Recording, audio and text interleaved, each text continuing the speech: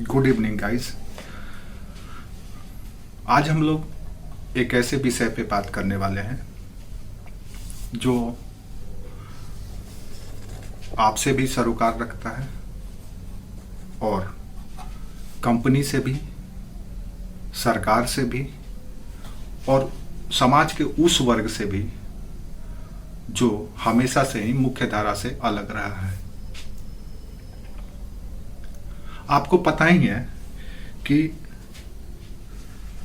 हमारी संस्कृति में ये परंपरा रही है कि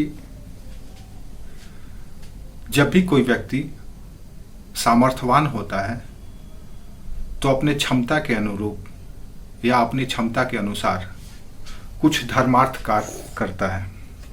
आप देखे भी होंगे और आज अपने व्यक्तिगत स्तर पर भी या निजी स्तर पर भी आप ऐसा काम करते होंगे कि आपके पास जब पैसा होता है, अतिरिक्त पैसा होता है या अधिशेष होता है, सरप्लस होता है, तो आप अपने आय का या अपने पैसे का एक हिस्सा लोगों के कल्याण के लिए,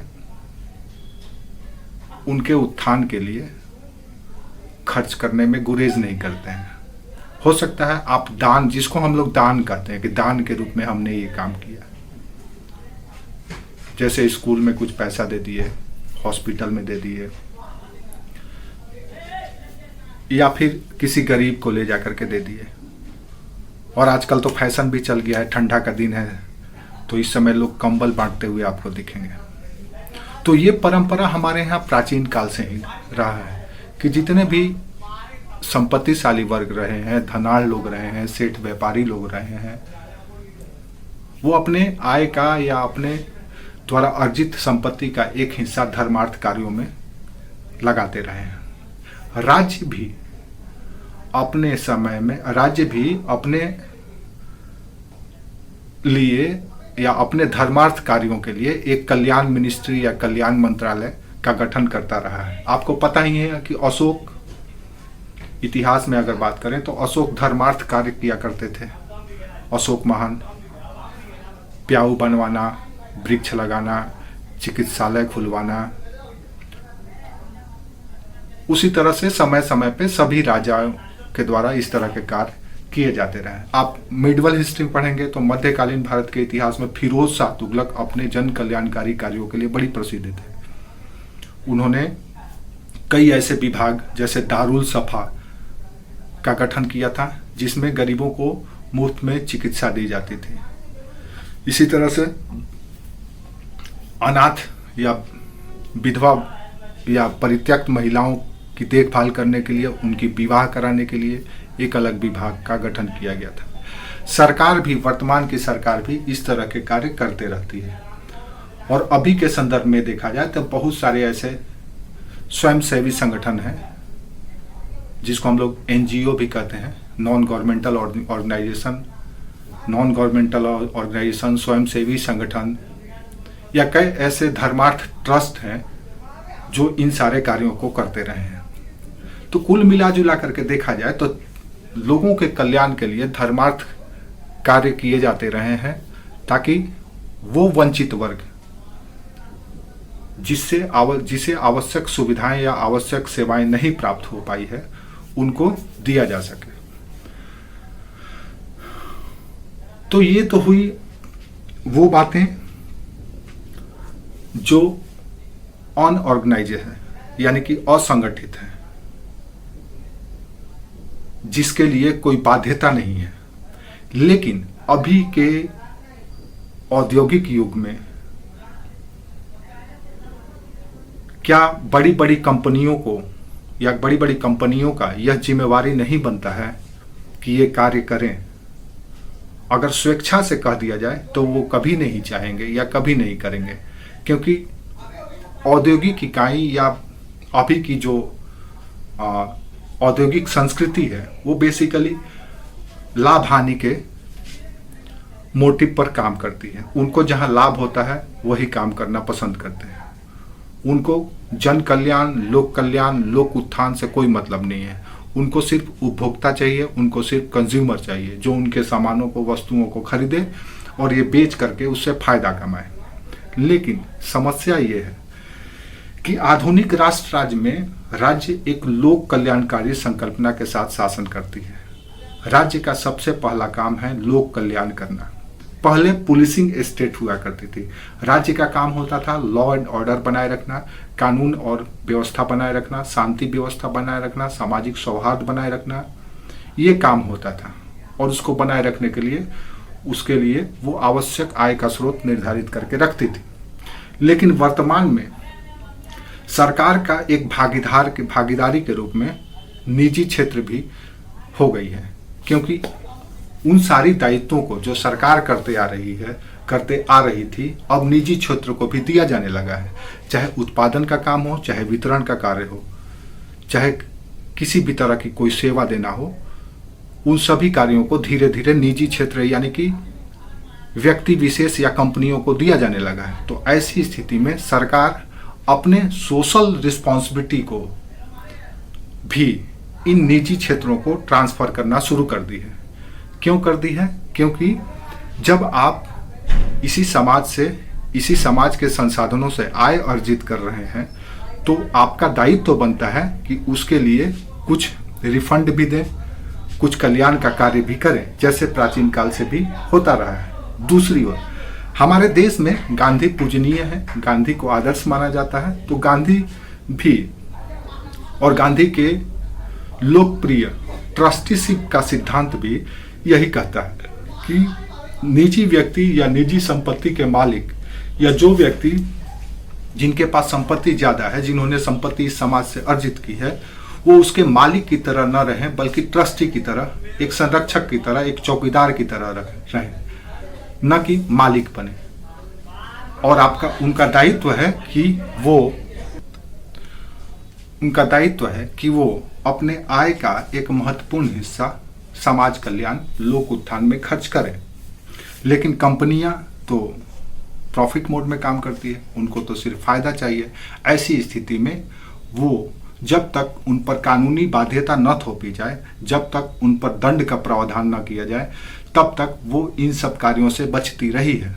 इसीलिए सरकार ने वर्ष 2013 में कंपनी एक्ट में एक नया प्रोविजन लाया जिसको कहते हैं CSR, कॉर्पोरेट सोशल रिस्पॉन्सिबिलिटी।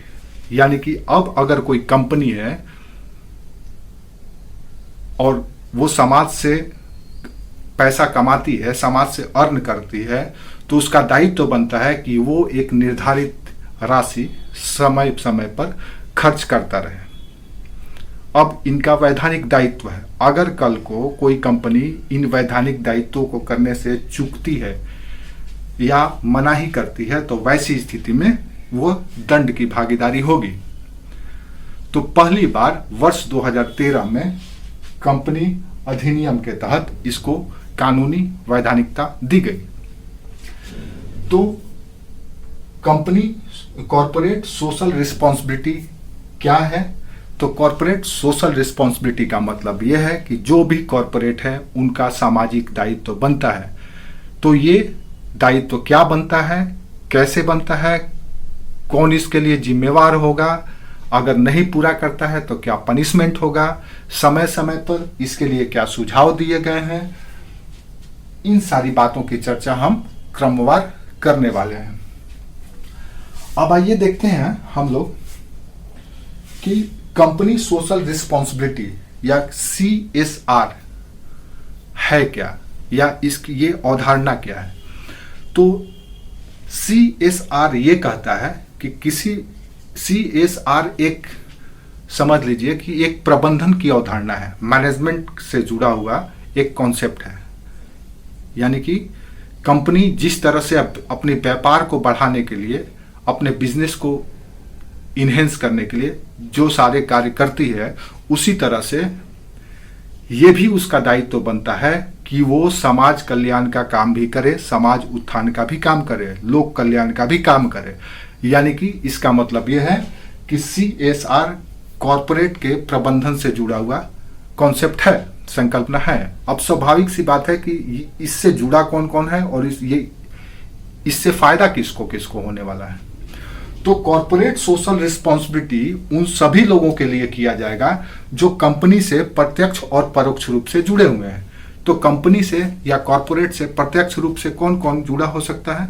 तो जो कॉर्पोरेट या कंपनी में जिसने इन्वेस्ट किया है, जो उसके कर्मचारी हैं, जो कंपनी में काम करता है, जो कंपनी में कुछ सप्लाई करता है, जो कंपनी का या कॉर्पोरेट का ग्राहक है, या जिस जगह पे कंपनी लगी हुई है या फैक्ट्री या उद्योग लगा हुआ है, वहाँ का जो समाज है और वहाँ का जो इन्वायरमेंट है, उन सबों से जुड़ी हुई कॉर्पोरेट सोशल रिस्पॉन्सिबिलिटी है। यानी कि जब कोई कंपनी कॉर्पोरेट सोशल रिस्पॉन्सिबिलिटी निभाएगी तो इन सबों के लिए ही कार्य करेगी। हम समझ सकते हैं कि आप लोग को समझ में आ गया होगा कि कॉर्पोरेट सोशल रिस्पॉन्सिबिलिटी से कौन कौन जुड़ा हुआ है। तो कॉर्पोरेट सोशल रिस्पॉन्सिबिलिटी से वो सभी लोग जुड़े हुए हैं जो प्रत्यक्ष या परोक्ष रूप से कंपनी से संबंध है, चाहे वो आप इन्वेस्टर हो, चाहे वो आप मैनेजमेंट में शामिल व्यक्ति हो, या आप ग्राहक हो, ये सप्लायर हो, या आप उस समाज के रहने वाले हो जहाँ पे कंपनी स्थापित हो, या आप उस पर्यावरण में रहते हैं जहाँ पे कंपनी स्थापित है।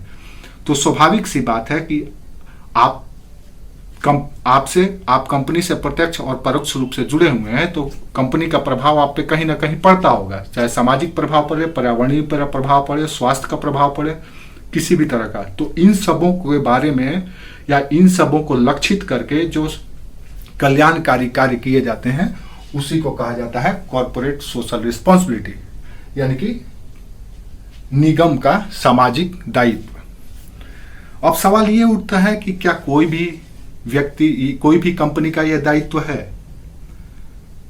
क्या मान लीजिए हमने एक छोटी सी कंपनी खोली, तो क्या हम भी CSR करेंगे?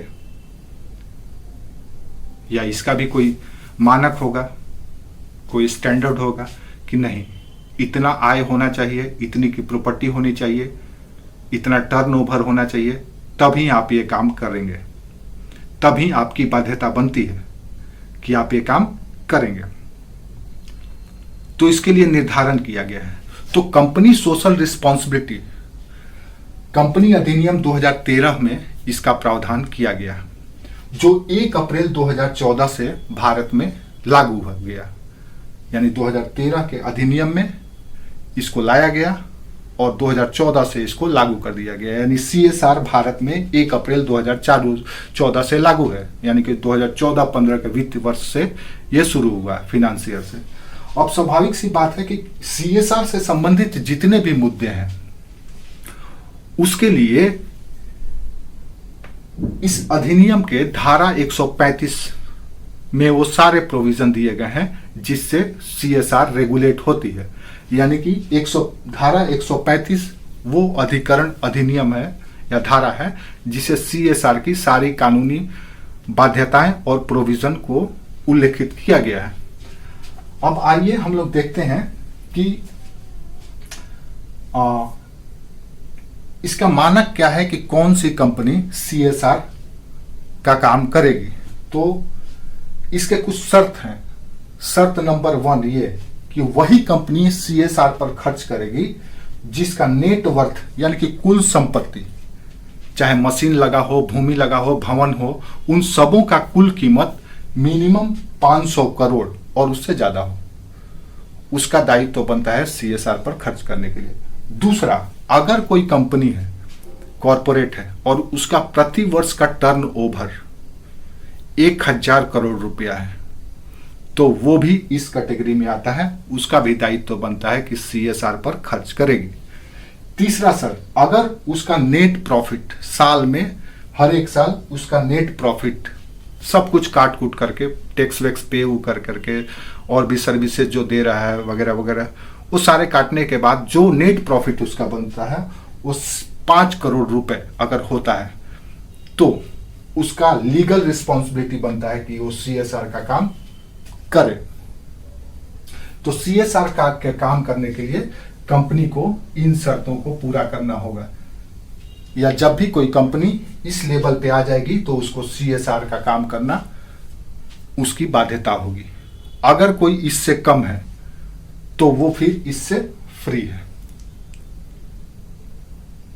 दूसरी बात, इसमें यह भी कहा गया है, कंपनी अधिनियम 2013 में इस बात का स्पष्ट रूप से उल्लेख कर दिया गया है कि कोई भी कंपनी अगर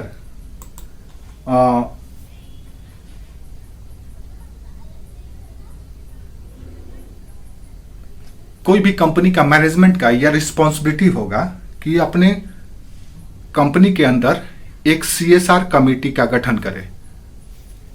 इस अधिनियम में स्पष्ट रूप से इस बात का जिक्र कर दिया गया है कि हर एक कंपनी का जो इस शर्त को पूरा करता हो उसका यह दायित्व बनता है, उसका मैनेजमेंट का यह दायित्व बनता है कि वो एक CSR कमेटी का गठन करे।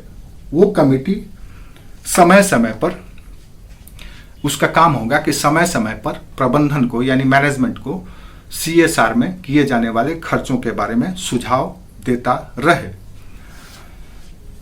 अब सवाल यह है कि ये कितना पैसा खर्च करेगी? क्या वो अपनी सारी राशि को खर्च कर देगी? 5 करोड़ रुपया कमा रहा है, नेट वर्थ है, तो 5 करोड़ कर देगी? कितना परसेंट? 50% करेगी?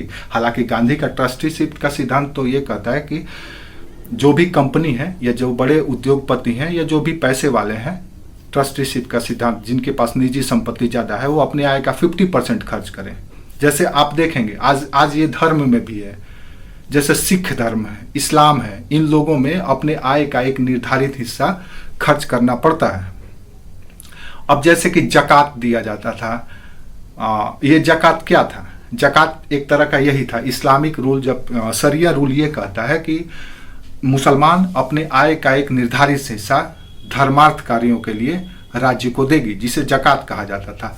तो वो अनिवार्य उस समय भी था, लेकिन बाद में लोकतांत्रिक सरकार आने के बाद इससे सरकार अलग हो गई, इसकी ओर ध्यान नहीं दी, लेकिन अब इसको आवश्यक बना दिया गया, क्योंकि सरकार के वो सारे दायित्व या सरकार के आय का वो सारे स्रोत अब निजी कंपनियां यूज करने लगी हैं। तो ऐसी स्थिति में दायित्व का हस्तांतरण करना अनिवार्य भी हो गया था। तो अब सवाल ये उठता है कि कितना राशि को खर्च करना है। तो इसके लिए ये शुरुआत में 2013 के प्रोविजन में ये था कि वो सारी कंपनियां जो पिछले 3 वर्षों में जो भी हिस्सा कमाई है, जितना भी उसका नेट वर्थ है, उसका 2% औसत 2% हिस्सा खर्च करेगी। यानी कि पिछले 3 वर्षों में वो 5-5 लाख रुपया या 5-5 करोड़ रुपया कमा रही थी। एवरेज 15 करोड़ रुपया वो 3 साल में कमाई, तो 15 करोड़ का 2% हिस्सा यानी कि 30 लाख रुपया मिनिमम उसको CSR में खर्च करना अनिवार्य होगा। अब इसमें यह कर दिया गया है कि नहीं, आप जितना भी कमा रहे हैं उससे उसको कोई लेना देना नहीं है। अब 3 साल के औसत को हटा दिया गया है। अब क्या कर दिया गया है कि आप प्रति वर्ष जितना आपका नेट वर्थ हो रहा है उसका 2% हिस्सा खर्च करना अनिवार्य है। तो अब आप शर्त समझ सकते हैं कि CSR में कोई कंपनी या कोई कॉर्पोरेट कितना खर्च करेगी और कितना खर्च कर सकती है। अगर कोई बड़ी कंपनी है जिसका दिल बहुत बड़ा है, जैसे टाटा जैसी कंपनियां, जो कंपनी कम या व्यापारी कम, उद्योगपति कम, राजा की तरह व्यवहार करता है, जो अपने कर्मचारियों को, जो अपने हितधारकों को बहुत ख्याल रखता है। अगर निजी कंपनियों में अगर बात किया जाए तो टाटा जैसे शायद ही कोई भारत की कोई कंपनी होगी जो ऐसा काम करती है। बाकी सारे कंपनियां व्यापारी की तरह सिर्फ प्रॉफिट मोटिव में काम करती है, लेकिन टाटा कंपनी बहुत आगे बढ़ करके काम करती है। तो ये भी, इनका भी एक अपना ये है। तो अब ये हुआ कि ये शर्त है और इन शर्तों पर उनको खर्च करना होता है। अब दूसरा विकास देखते हैं, तीसरा विकास ये देख लेते हैं कि इन सारे खर्चों को जो खर्च होता है वो करेगा कौन। जैसे मान लो हम रिलायंस कंपनी है, तो क्या रिलायंस कंपनी हम हैं तो हमको जो CSR खर्च करना है तो हम खुद करेंगे? नहीं, हम इसके लिए क्या करेंगे, तो हम इसके लिए ट्रस्ट बनाएंगे और वही ट्रस्ट इन पैसों को खर्च करेगी। पहले क्या होता था कि जो भी बड़ी बड़ी कंपनियां थी, जैसे कि एयरटेल या भारती का हो गया या DLF का हो गया या रिलायंस का, ये सारी कंपनियां क्या करती थी कि अपने निजी ट्रस्ट बनाती थी और उसी ट्रस्ट में CSR के फंड को दे देती थी और वो अपना खर्च करता था।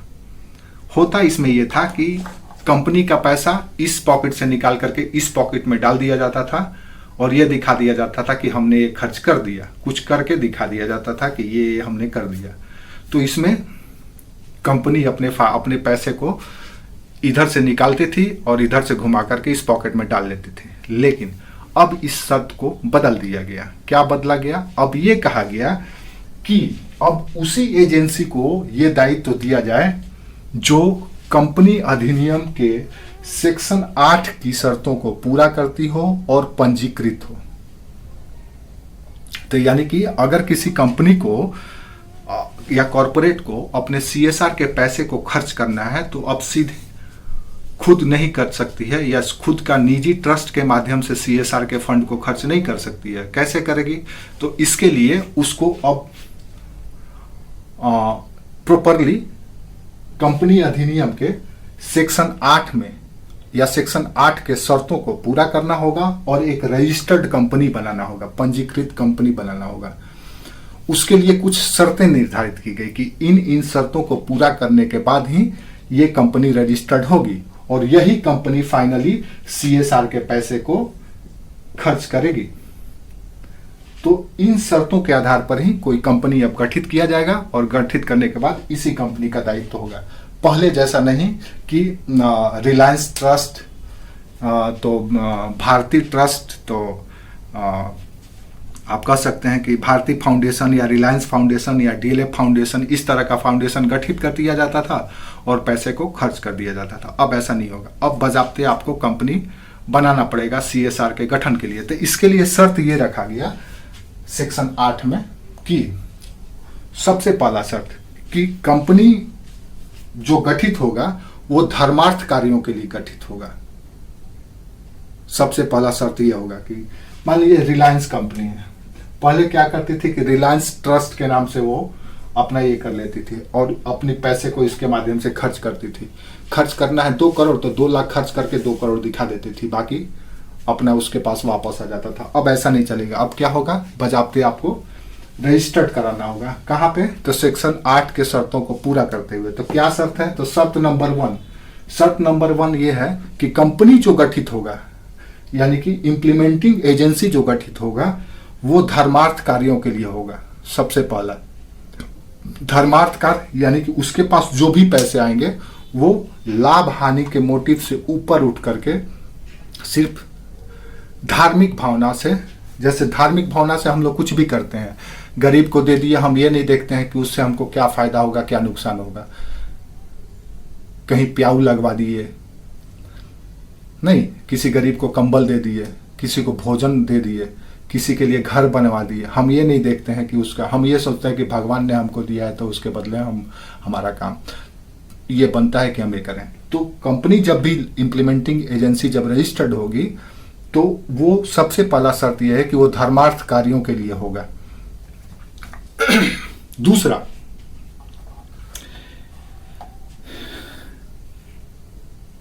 इसका इस ट्रस्ट का जो भी फायदा होगा उस फायदे को सिर्फ और सिर्फ धर्मार्थ उद्देश्य से ही उपयोग किया जाएगा। यानी कि इस ट्रस्ट के पास जो भी कंपनी से पैसा आया या कहीं से भी इसको पैसा आएगा तो उस पैसे का खर्च सिर्फ और सिर्फ धर्मार्थ कार्यों से होगा। तीसरा, धर्मार्थ कार्यों में खर्च होगा। तीसरा, आपको पता ही है कि बड़ी बड़ी कंपनियां अपने कर्मचारियों को या अपने शेयर होल्डर्स को लाभांश देती है, अपने लाभ का एक हिस्सा अपने शेयर धारकों को देती है। लेकिन इसमें जो कंपनी रजिस्टर्ड होगी या एजेंसी रजिस्टर्ड होगी इस सेक्शन के द्वारा या इस सेक्शन के अधीन उसको लाभांश की राशि कोई भी वितरित नहीं किया जाएगा। यानी कि उसमें शामिल लोगों को लाभांश की राशि नहीं दिया जाएगा। जो भी पैसा आएगा सिर्फ और सिर्फ धर्मार्थ कार्यों के खर्च के लिए किया जाएगा। तो उल्लेख आपको स्पष्ट करना होगा कि हम धर्मार्थ कार्यों के लिए कर रहे हैं, इसका जो भी आय व्यय होगा धर्मार्थ के लिए ही करेंगे और इसके आय का हिस्सा हम किसी को भी नहीं देंगे। ऐसी स्थिति में जो निजी दुकान था, नीचे दुकान ऊपर मकान वाला कॉन्सेप्ट था, वो अब खत्म हो गया। तो यह हुआ कि नया चेंज ये लाया गया कि इम्प्लीमेंटिंग एजेंसी ऐसे होगा। अब एक और बात देखते हैं हम लोग कि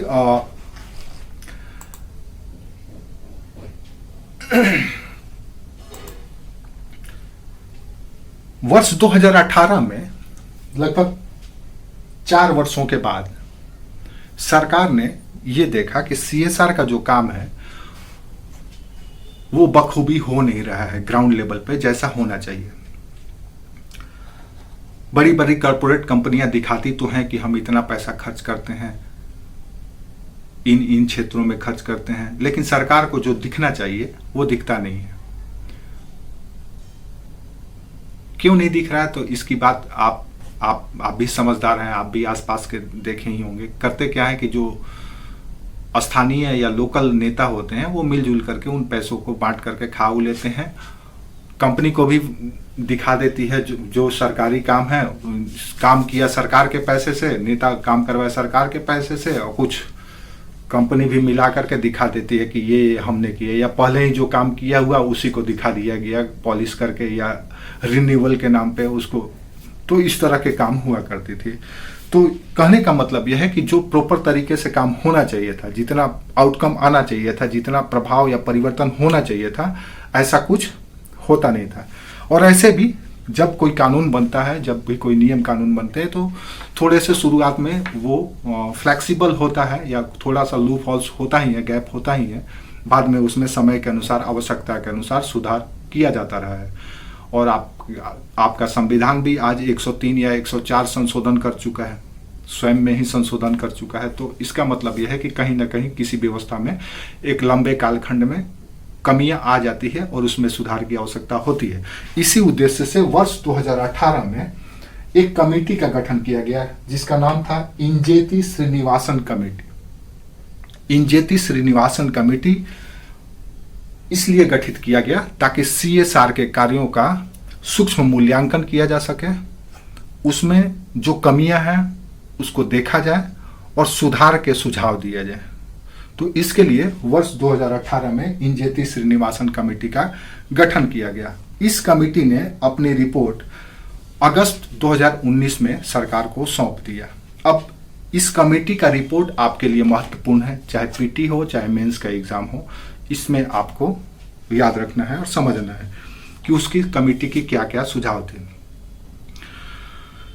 सबसे पहला जो इस कमेटी का सुझाव था वो ये था कि अगर कोई कॉरपोरेट कंपनी सीएसआर के फंड को खर्च नहीं करती है तो इसे सिविल क्राइम के रूप में दर्ज किया जाए। यानी कि अगर कोई कॉरपोरेट कंपनी अपने निर्धारित राशि को समाज कल्याण के लिए खर्च नहीं करती है तो वो एक कह सकते हैं कि वो सिविल अपराध करती है, और इसके लिए 3 साल के जेल का प्रावधान किया गया इस समिति के सिफारिश के अनुसार, कि अगर कोई कंपनी सीएसआर के फंड को खर्च नहीं करती है तो कम से कम 3 साल का सजा दिया जाना चाहिए। तो ये सबसे बहुत बढ़िया सुझाव था। अब कंपनियां इससे बचेंगी। हालांकि कंपनियों के पास बहुत सारे रास्ते होते हैं जिससे वो बच जाते हैं। कौन से रास्ते हैं? तो वो अपने बैलेंस शीट को दिखा सकती है कि प्रॉफिट कम है या कुछ ऐसा काम उसने किया है, लेकिन ये एक प्रावधान, कानूनी प्रावधान, एक अच्छा इनिशिएटिव कहा जा सकता है।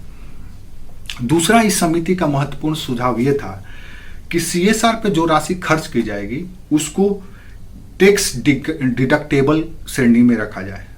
यानी कि जो राशि सीएसआर में खर्च की जाएगी उस पर सरकार कोई टैक्स नहीं लेगी।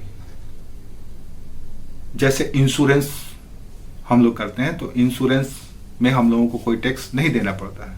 हम टैक्स से इंश्योरेंस में अगर कोई राशि खर्च करते हैं तो हमको टैक्स से देने में क्या कहते हैं उसको, सहूलियत, टैक्स देने में हमको छूट मिलता है।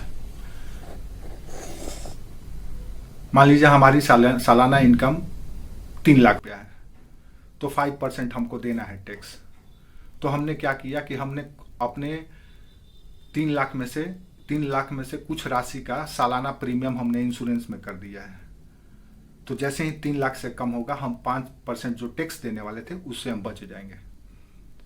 तो इस कमिटी ने इंजेति श्रीनिवासन कमेटी ने यह सुझाव दिया कि जो CSR पे फंड खर्च किया जाएंगे उसको टैक्स डिडक्टेबल बनाया जाए। तीसरा ये भी इस समिति का सुझाव था कि अगर कोई कंपनी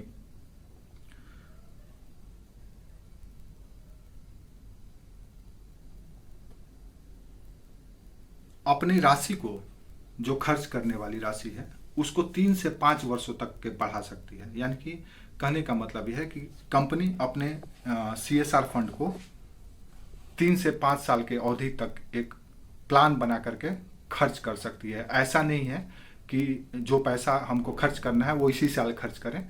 वो एक हम प्लान बनाएं कि हमको ये काम करना है, तो सस्टेनेबल तरीके से 3 से 5 सालों तक वो कर सकती है। ये छूट दिया गया। एक और महत्वपूर्ण सुझाव ये था कि CSR में सस्टेनेबल डेवलपमेंट गोल के लक्ष्यों को, जो सस्टेनेबल डेवलपमेंट गोल के जो लक्ष्य हैं या जो काम है सस्टेनेबल डेवलपमेंट गोल का, उसको CSR में शामिल किया जाए। जैसा कि आप जानते ही हैं कि सस्टेनेबल डेवलपमेंट गोल एक ग्लोबल कॉन्सेप्ट है, पर्यावरण और इस धरती के संसाधनों का इस तरह से प्रयोग करने का कि भविष्य में भी उसका निरंतर उपयोग किया जाता रहे, जिससे प्रकृति पर्यावरण का संतुलन भी बना रहे और संसाधनों का संतुलित दोहन भी किया जाता रहे।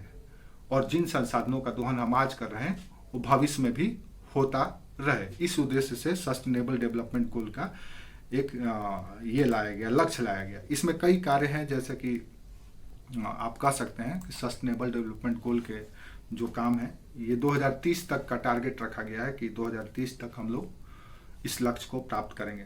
एक अलग ही टॉपिक ही है सस्टेनेबल डेवलपमेंट गोल, उसको हम अलग से करेंगे। फिर भी आप ये समझ लीजिए कि इंजेति श्रीनिवासन कमेटी ने ये सुझाव दिया कि जो कार्य होंगे CSR के, उन कार्यों में सस्टेनेबल डेवलपमेंट के कार्यों को भी समाहित कर दिया जाए। तो क्या क्या कार्य होंगे वो हम लोग अलग से पढ़ेंगे, इसके बाद हम लोग उस पर चर्चा करेंगे। अभी इस कमेटी के सिफारिशों को देख लेते हैं। नेक्स्ट, इसका सिफारिश ये था कि कुछ नए कार्यों को भी CSR में जोड़ा गया।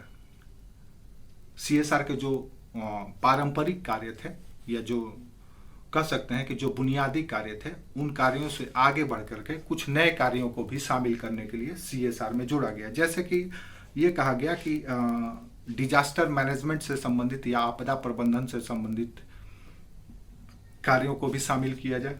यानी कि सरकार जब कोई डिजास्टर मैनेजमेंट का काम करती है, चाहे पुनर्वास हो, पुनर्निर्माण हो, राहत कार्य देना हो, तो इन कार्यों में भी कॉरपोरेट सोशल रिस्पॉन्सिबिलिटी के शेयर को खर्च किया जाना चाहिए या खर्च किया जा सकता है। दूसरा ये कहा गया कि विकलांगों के कल्याण के लिए, हैंडीकैप्ड वेलफेयर में कोई काम अगर कॉरपोरेट CSR करना चाहती है तो वो कर सकती है या करने की सुझाव दी गई। तीसरा ये सुझाव दिया गया कि जो हेरिटेज का प्रोटेक्शन या संरक्षण है, जो विरासत संरक्षण का काम है, अगर कोई कॉरपोरेट चाहती है कि उसके एरिया का कोई विरासत स्थल है या विरासत मॉन्यूमेंट है तो उसको संरक्षित करे तो कर सकती है। ये भी उसका सोशल रिस्पॉन्सिबिलिटी के श्रेणी में रखा जाएगा। नेक्स्ट, अगर कोई कॉरपोरेट चाहती है, जैसे बड़ी बड़ी कंपनियां अपने क्लब निर्मित करके खेल का संवर्धन करती है, स्पोर्ट्स का प्रमोशन करती है, जैसे कि जमशेदपुर में भी है, जमशेदपुर में भी यहाँ पर JRD कॉम्प्लेक्स है या JRD क्लब है। इस JRD क्लब के माध्यम से टाटा कंपनी खेल का संवर्धन करती है और युवाओं को प्रोत्साहित करके, उनको सहूलियत दे करके, प्रशिक्षण दे करके, साधन उपलब्ध करा करके उनको खेल में आगे बढ़ने के मौका देती है, जिससे वो राज्य स्तर, राष्ट्रीय स्तर और अंतर्राष्ट्रीय स्तर पर खेल का प्रदर्शन कर सके। तो श्रीनिवासन कमेटी ने ये भी अवसर दिया कि कंपनियां CSR के फंड के तहत खेल का भी संवर्धन कर सकती है। नेक्स्ट, बुजुर्गों के कल्याण से संबंधित अगर कोई काम करना चाहे तो वो भी कर सकती है। याद रखना है, अभी हम इन सूची की बात यानी लिस्ट ऑफ सर्विसेज क्या क्या है, कौन कौन से काम करना है, उसकी बात हम करेंगे, लेकिन फिर भी श्रीनिवासन समिति के जो रिपोर्ट है उसमें क्या क्या सुझाव दिया गया हम उसकी बात कर रहे हैं। नेक्स्ट है, ये कहा गया कि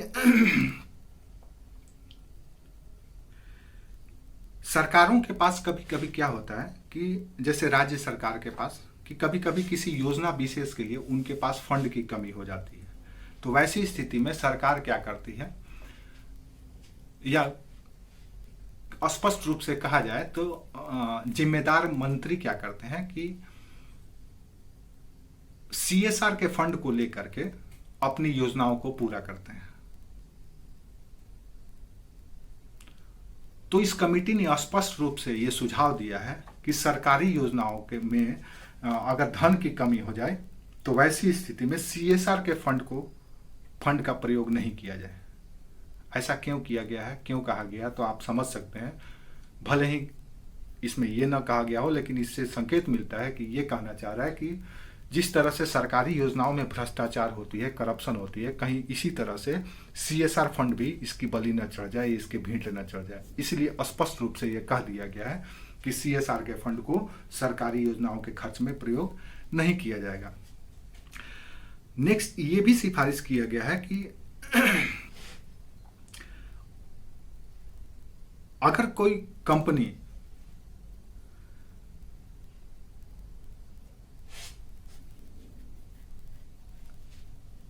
जिसकी आय इतनी ज्यादा नहीं है कि CSR फंड उसका 50 लाख रुपए से अधिक नहीं हो पा रहा है, तो वैसी स्थिति में उसको अपने कंपनी में CSR कमेटी गठन करने की छूट होगी। इसका कहने का मतलब यह है कि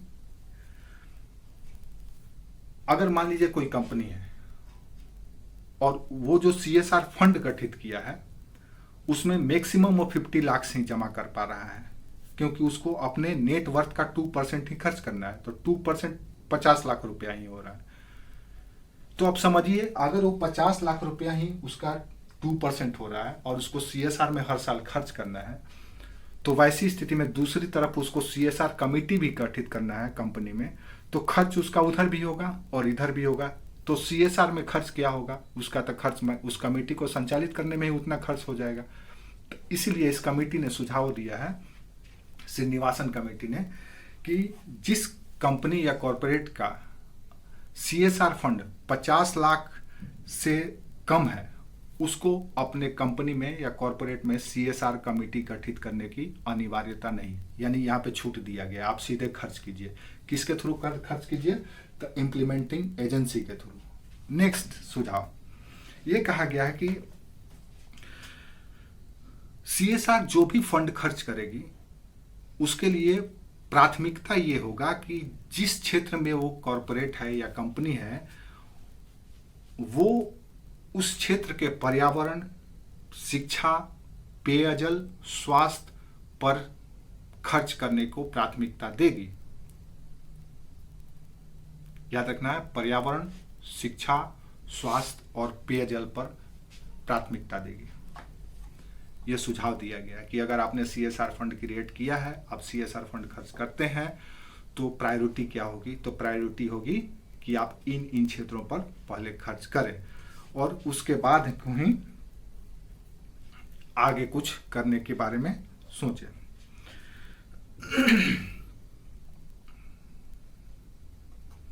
एक और बात कही गई है कि जो भी इस कमेटी का सिफारिश, जो भी कंपनी रजिस्टर्ड होगी, मदर कंपनी का जो भी रजिस्टर्ड एजेंसी होगी, उसको कॉरपोरेट मंत्रालय के पोर्टल पर आपको पंजीकरण कराना होगा, रजिस्टर्ड कराना होगा। आप कंपनी अधिनियम के अंतर्गत कंपनी खोल लेने से या एजेंसी अभिकरण खोल लेने से या इम्प्लीमेंटिंग एजेंसी खोल देने से सिर्फ नहीं होगा, बल्कि कॉरपोरेट मंत्रालय का जो पोर्टल है उस पर आपको प्रॉपरली मेंशन कराना होगा, रजिस्टर्ड कराना होगा कि ये हमारी कंपनी है। क्यों ऐसा किया गया है, ताकि कॉरपोरेट मिनिस्ट्री आपको समय समय पर देख सके कि आपने क्या क्या काम किया है, कैसे कैसे किया है, क्या क्या कर रहे हैं। इसके लिए एक और बात जो सिफारिश किया गया है इंजेती श्रीनिवासन कमेटी के द्वारा, वो ये किया गया है कि अगर 5 करोड़ रुपए या इससे अधिक खर्च करने वाली कंपनी जो CSR में 5 करोड़ या इससे अधिक की राशि खर्च करती है, उसके लिए हर एक वर्ष इम्पैक्ट असेसमेंट स्टडीज करना अनिवार्य होगा।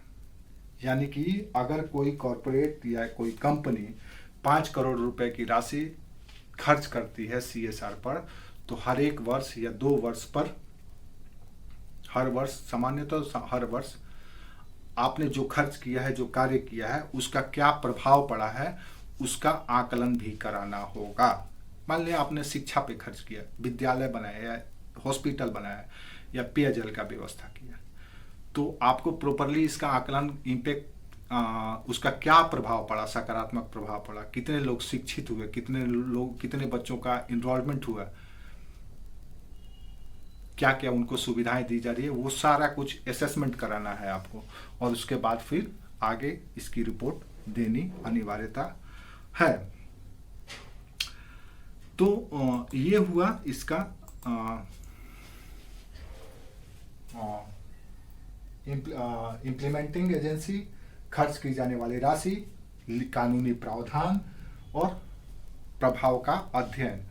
अब आते हैं, हम लोग देखते हैं कि अगला बिंदु क्या है।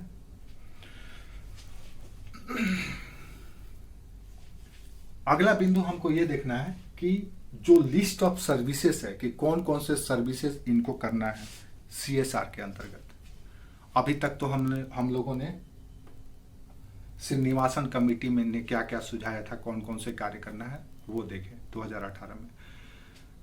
इनको क्या क्या वैधानिक रूप से दायित्व सौंपा गया है, किन किन कार्यों को इनको करना है, उसका लिस्ट दिया गया है शेड्यूल 7 में। कंपनी अधिनियम 2013 के सेक्शन 135 का शेड्यूल यानी अनुसूची 7 में वो सारे लिस्टों को दिया गया है जिन पर इनको अपने खर्च को करना है, कौन कौन से कार्य करना है।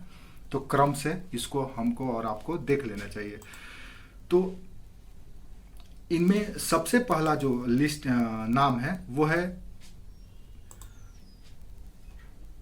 शिक्षा का प्रचार प्रसार, नंबर 1। हम वो बात कर रहे हैं कि कौन कौन से इनको कार्य करने हैं, और वो कार्य कहाँ पे मेंशन है, शेड्यूल 7 में। कंपनी अधिनियम 2013 के जो सेक्शन 135 है उसका शेड्यूल 7 में इस बात का जिक्र किया गया है कि क्या क्या किन किन क्षेत्रों में ये खर्च करेंगे। तो इसमें सबसे पहला शामिल है गरीबी और भूख, पॉवर्टी एंड हंगर का उन्मूलन या इरेडिकेशन, गरीबी और भूख का उन्मूलन। दूसरा शिक्षा का प्रचार प्रसार। अब याद रखना है ये सारी वही सब बातें हैं जो पहले के लोग धर्मार्थ कार्यों के लिए किया करते थे। गरीबों को भोजन देना, उनको शिक्षा की व्यवस्था करना, आज भी हम लोग करते रहते हैं अपने स्तर से, लेकिन हमारी अभी कानूनी बाध्यता नहीं है, वैधानिक बाध्यता नहीं है, कंपनी को वैधानिक बाध्यता है, अंतर सिर्फ यही है। तो गरीबी और भूख का उन्मूलन, दूसरा शिक्षा का प्रचार प्रसार, तीसरा जेंडर इक्वलिटी के लिए, लैंगिक समानता के लिए काम करना। लैंगिक समानता के लिए काम करना यानी कि महिलाओं के लिए, उनके उत्थान के लिए, विशेषकर उनकी शिक्षा, उनके स्वास्थ्य, उनके रोजगार की व्यवस्था करना, उनकी सुरक्षा की व्यवस्था करना, उनके लिए विशेष अवसर प्रदान करना, उनके विकास के लिए, इसके लिए काम करना। नेक्स्ट, वुमेन एम्पावरमेंट, नारी सशक्तिकरण, इसी के माध्यम से नारी सशक्तिकरण का काम करना। बीमारी से लड़ने के लिए, बीमारियों से लड़ने के लिए अगर कोई काम करना चाहती है कंपनी तो CSR फंड के माध्यम से कर सकती है। नेक्स्ट, पर्यावरण सुरक्षा और पर्यावरण संतुलन के लिए। नेक्स्ट, HIV की रोकथाम के लिए। नेक्स्ट, एड्स की रोकथाम के लिए और उसके लिए। और ये सारे कुछ ऐसे लिस्ट हैं जिसमें अनुसूचित जाति जनजाति के कल्याण के लिए, अल्पसंख्यक पिछड़ा वर्ग के सामाजिक आर्थिक विकास के लिए, अल्पसंख्यक यानी कि जो माइनॉरिटी क्लास हैं उनके लिए भी कंपनी कुछ काम कर सकती है, उनकी शिक्षा का, उनके स्वास्थ्य का। अनुसूचित जाति जनजाति, जैसे कि आप देखेंगे कि जो रिमोट एरिया है जहाँ पे जनजाति होते हैं, अधिकतर CSR का फंड वहीं पे खर्च किया जाता है। उन क्षेत्रों के लिए स्कूल बनाया जाता है, पेयजल की व्यवस्था की जाती है, सड़कें बनाई जाती है, साफ सफाई किया जाता है। ये सारे काम वो कर सकते हैं। 2019 में इसमें संशोधन किया गया। वर्ष 2019 में कंपनी अधिनियम में एक संशोधन किया गया और ये कहा गया कि अगर कंपनी अपने CSR फंड को खर्च नहीं करती है, एक वित्त वर्ष का फंड उसका बचे रह गया, उसने खर्च नहीं किया, तो वैसी स्थिति में ये पैसा स्वाभाविक रूप से क्लीन गंगा फंड यानी कि गंगा सफाई कोष जो है उसमें चला जाएगा, या फिर प्रधानमंत्री रिलीफ फंड, प्रधानमंत्री राहत कोष में चला जाएगा। ऐसा कैसे पॉसिबल है?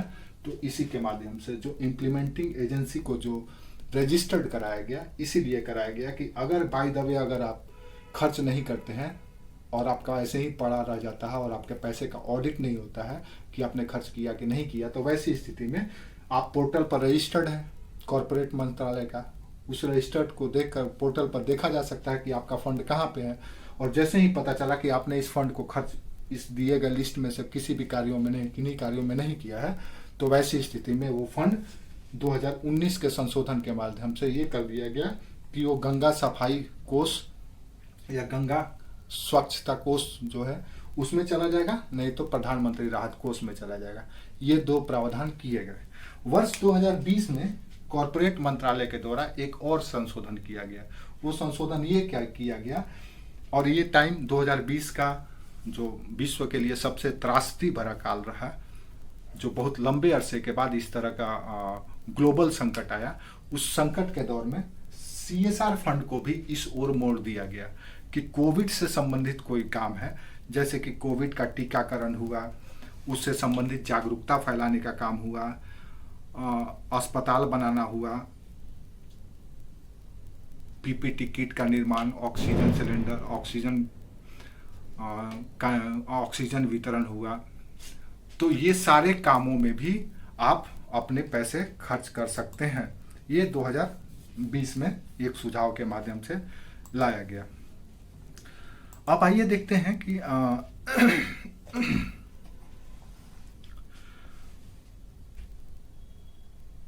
और क्या क्या किया जा ये कह सकते हैं कि और क्या किन किन कार्यों को शामिल किया जा सकता है। इन लिस्टों को आप थोड़ा सा याद रखिएगा, तो हो सकता है आपसे पूछा जाए या पूछा जा सकता है कि CSR क्या है, वो कौन कौन सी गतिविधियां करती है। तो उन लिस्टों को मोटा मोटी याद रखिएगा, वो आपको काम आएगा। तो जो अभी तक से हमने बात की है वो, और इसके अलावा 2-3 और जोड़ लीजिए, जैसे कि सशस्त्र बलों के लिए अगर कोई कंपनी या कॉर्पोरेट खर्च करना चाहती है तो उसके लिए भी खर्च कर सकती है। कोई स्लम एरिया है उसका विकास करना चाहती है तो वो भी कर सकती है।